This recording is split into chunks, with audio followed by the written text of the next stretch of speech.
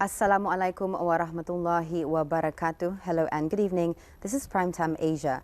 In tonight's Primetime Asia, an earthquake which hit Tajikistan on Monday was felt in the south of the Xinjiang Uyghur Autonomous Region in northwest China. No casualties were reported. China's Nobel laureate in medicine winner Tu Youyou appealed for international coordination in the fight against malaria. The steel cargo on an overloaded truck crushed the front of the vehicle after suddenly braked on a highway in eastern China. A smash-and-grab robbery on Sunday at a shopping mall in Riverside, California, put shoppers and police on high alert after some mall visitors said they reportedly heard shots fired. Toshiba shareholders seek 301.99 million yen or $2.45 million in damages after the firm's stock plunged in the wake of a multi-million-dollar accounting scandal. California mall robbery puts police on high alert days after a massacre in the nearby city of San Bernardino. Courtney Knox has the details.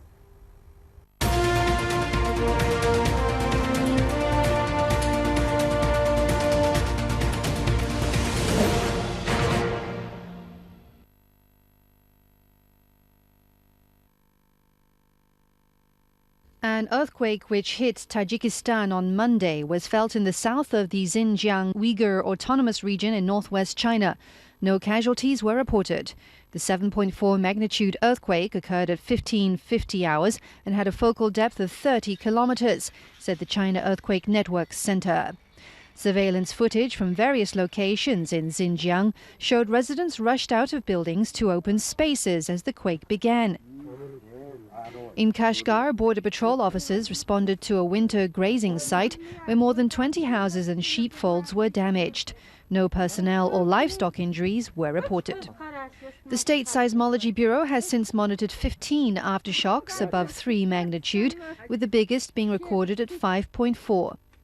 The Xinjiang Seismology Bureau also detected a 5.2 magnitude quake in Kyrgyzstan some 40 minutes after the initial Tajikistan quake.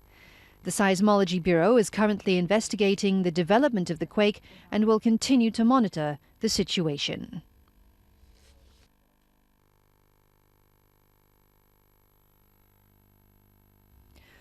The steel cargo on an overloaded truck crushed the front of the vehicle after the driver suddenly braked on a highway in Suzhou City, East China's Anhui province, on November 29th.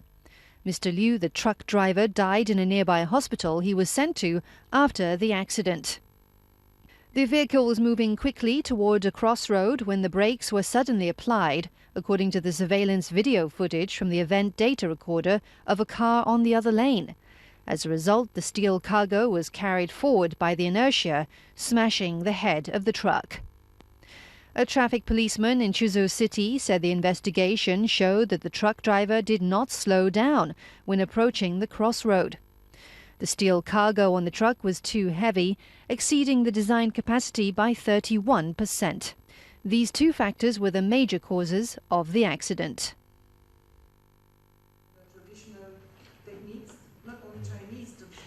China's Nobel laureate in medicine winner Tu Youyou appealed for international coordination in the fight against malaria. Tu was awarded a share of the 2015 Nobel Prize in Physiology or Medicine for her contribution in the discovery of artemisinin, a drug that has significantly reduced the mortality rates of malaria patients. In a press conference at the Swedish Karolinska Institute in Stockholm on Sunday, Tu explained her groundbreaking discovery of artemisinin. She said that when the medical field could not find a cure for malaria, she studied ancient Chinese medical books and records over 2,000 years old to help her extract artemisinin through a number of experiments. She insisted there are still many challenges to overcome in the fight against malaria. She expressed hope that the next generation of Chinese scientists can be inspired by her award and go on to make great contributions across various fields. She said combining Chinese and Western medicine with modern science would help to find more medicines and make better contributions to overall human health.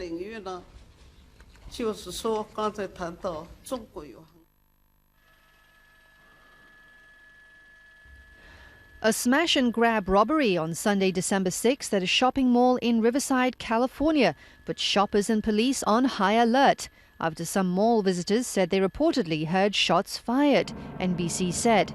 Although police confirmed there was not an active shooter, a massive search for 3 suspects was launched. Riverside City Police said the 3 men went into a jewelry store and began smashing a display case in an attempt to steal the jewelry. The alert came several days after a massacre at the Inland Regional Center Social Services Agency in the city of San Bernardino, a few miles from the city of Riverside. The FBI is investigating the recent paramilitary-style attack in California as inspired by Islamic State, which controls swaths of Syria and Iraq and has shown an expansion beyond its Middle East strongholds, including complicity in the November 13th assaults in Paris that killed 130 people. Syed Rizwan Farouk, 28, and Tashfeen Malik, 27, his wife and mother of his 6-month-old daughter, are suspected of killing 14 people at a holiday party in California and owning thousands of rounds of ammunition and a dozen pipe bombs. 21 people were wounded in the shooting, which ranks as the deadliest instance of U.S. gun violence in 3 years.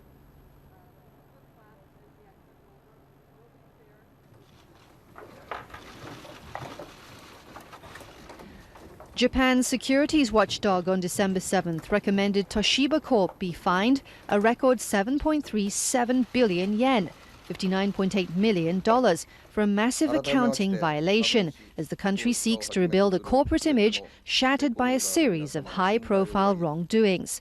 The scandal, coming less than 4 years after accounting irregularities at Olympus Corp, was a blow to government efforts to attract global investors to Japan with improved corporate governance and management that is more responsive to shareholders. The company admitted to inflating profits by around 155 billion yen over about 7 years. A third-party probe blamed aggressive earnings goals and a corporate culture that discouraged employees from questioning superiors. CEO of Toshiba Corp at a news conference said they would be returning a portion of their monthly earnings and would withhold 2014's performance-based bonuses from all their executives. The lawsuit against the company, as well as 3 former chief executives and 2 chief financial officers, comes as Toshiba shares hover about 40% lower than their value before the company questioned its accounting in early April.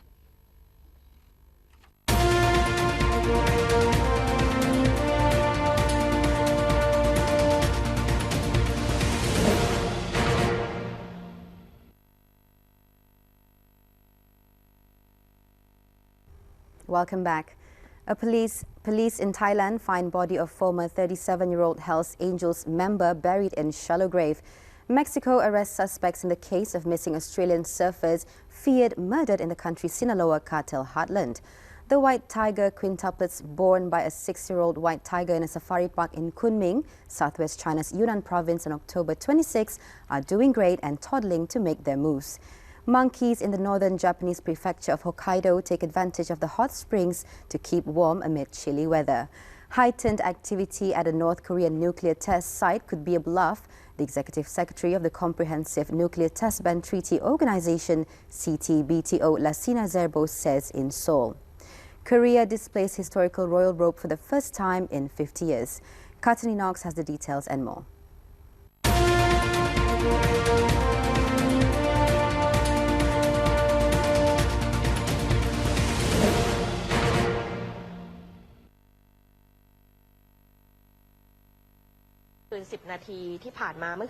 The body of an Australian former Hells Angels member who was abducted at gunpoint by a group of masked men in Thailand has been discovered in a woodland grave, police said.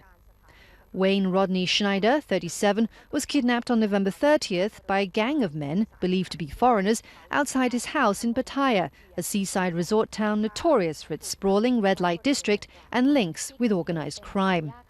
Police launched a frantic search after security guards saw the Australian beaten unconscious and then bundled into the back of a van which sped off. But their search took a grim turn late Tuesday when his corpse was discovered outside the city, buried in a 2-metre-deep woodland grave. Police have named their chief suspect as Antonio Bagnato, a 27-year-old Australian national. Media reported that the two had been out drinking together the night before the kidnap. 5 people were believed to be involved in the kidnap and murder. The cause of death has yet to be determined and an autopsy would be carried out.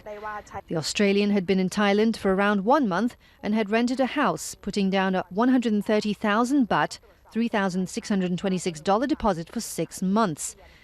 Pattaya is a town renowned for its seedy underbelly, but it is unusual for foreigners to be killed in such a brazen manner. The Sydney Morning Herald said Schneider had previously had run-ins with the law in his homeland, linked to his membership of the Hells Angels. The newspaper added that Australian outlaw biker gangs have built up a growing presence inside Pattaya in recent years.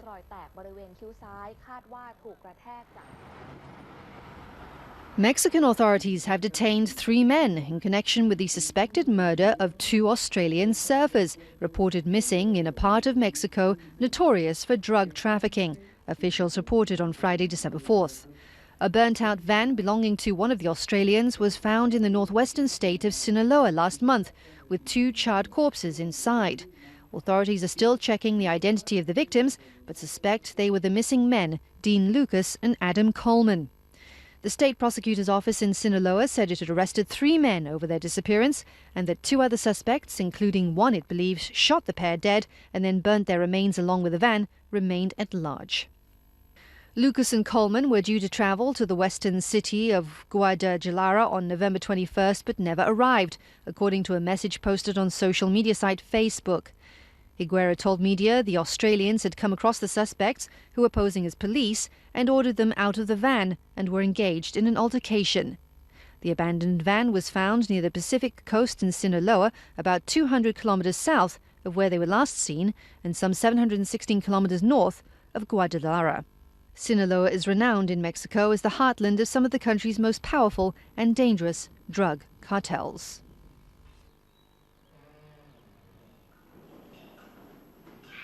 The white tiger quintuplets, born by a 6-year-old white tiger in a safari park in Kunming, southwest China's Yunnan province on October 26, are doing great and toddling to make their moves. The 5 tiger cubs are growing fast in their first month of life, with a body size as big as an adult cat. They toddled, ran and looked out from the cage with curiosity. The 2 who are raised by their nanny tiger can walk and run, but the other 3 are comparatively weak, who walk totteringly, said Bai Tuo, a keeper at Yunnan Animal Park. White tigers are a subspecies of the endangered Bengal tiger living in Yunnan and Tibet. There are over 200 white tigers in the world, which are captively bred.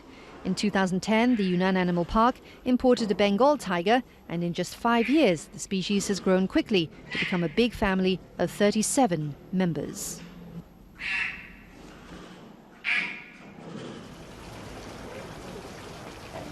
Monkeys in the northern Japanese prefecture of Hokkaido have taken a warm bath amid chilly weather. Every winter, handlers at the Hakodate Tropical Botanical Garden fill a pool at its monkey park with hot water from a nearby spring. On Tuesday, about 90 monkeys warmed up in the pool for the first time this season. The temperature in Hakodate was around 2 degrees Celsius, with light snow falling on and off. But the monkeys appeared relaxed. For the past week, relations among the monkeys have been tense as they fought over the position of leader after the death of their 35-year-old female boss. However, in the hot water, they huddled together as visitors took photos. The garden plans to continue the service for the monkeys until early next May. Heightened activity at a North Korean nuclear test site could be a bluff rather than preparations to set off an atomic device soon. The head of an international body set up to monitor a ban on nuclear testing said on Monday in Seoul.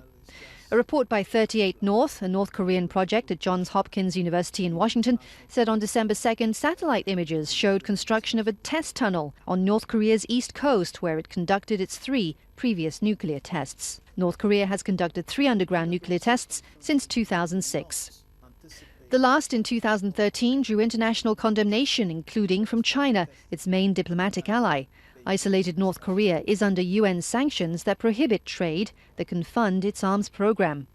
Diplomatic talks among 6 countries, including the United States and North Korea, aimed at ending its nuclear program, produced a deal in 2005, from which the North has since walked away. North Korea has been steadily working on its nuclear program, but a 4th test is not seen as imminent. North Korea is the only country to have conducted a nuclear test explosion in the 21st century, and the world is too civilized for anyone to resume testing, said Zerbo. More than 160 countries have ratified the Comprehensive Nuclear Test Ban Treaty since 1996. India and Pakistan have also conducted nuclear tests since then and are among 8 countries, including the United States and China, preventing the treaty's entry into force.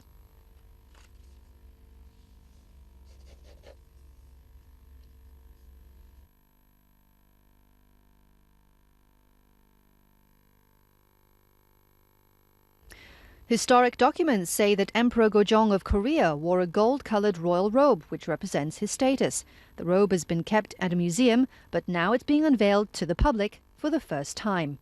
In this portrait, Emperor Gojong is shown sitting on the throne, donning a golden robe. The emperor's robe has recently been unveiled to the public for the first time. Though the colour has faded, the dragon patterns symbolising the emperor are still as clear as when Gojong was alive. The red sun on the front and the white moon on the back represent the robe has but one owner in the whole world. The red-coloured royal robes, often seen in epic period dramas, were first worn during the reign of King Sejong the Great. Gojong was the first to don a golden robe after the declaration of the Korean Empire.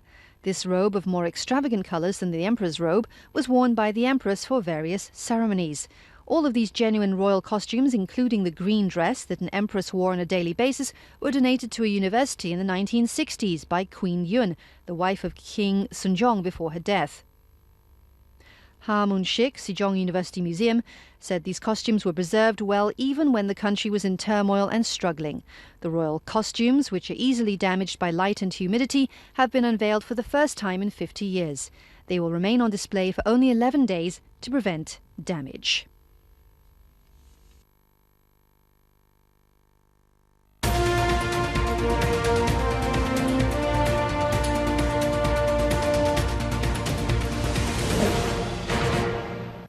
That's it for this week's Primetime Asia. We'll be back at the same time next week with more news and features from the Asia-Pacific region. For more news, you can visit our website at www.rtbnews.rtb.gov.bn. I'm Nurfida Fendi, wishing you a good week ahead and good night. Assalamualaikum warahmatullahi wabarakatuh.